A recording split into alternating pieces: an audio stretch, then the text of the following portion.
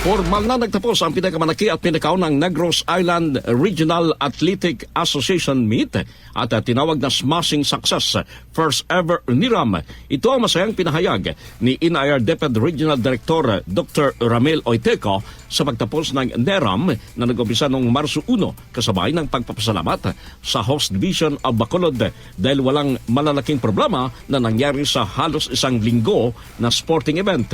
Saludo naman ito sa lahat ng mga coaches at technical officials na humubog sa mga student athletes para harapin ang nakambang na 2026 palarong pambansa. With all our prayers, ladies and gentlemen, the entire Negros Island region would be hopeful that we can bring home the beacon in the 2026 palarong pambansa. Dagdag pa ni Oiteco, hindi importante kung sino ang nanalo at natalo. Ang importante ang ipinakitang personal growth ng bawat atleta. Ang NERAM ang may mahigit 5,000 participants mula sa mga school division ng Negros Occidental, Oriental at Siquijor. Kasama mo sa RMN DYHB Bacolod, Radyoman Albert Henar. Tatak Ramed. RMN Network News.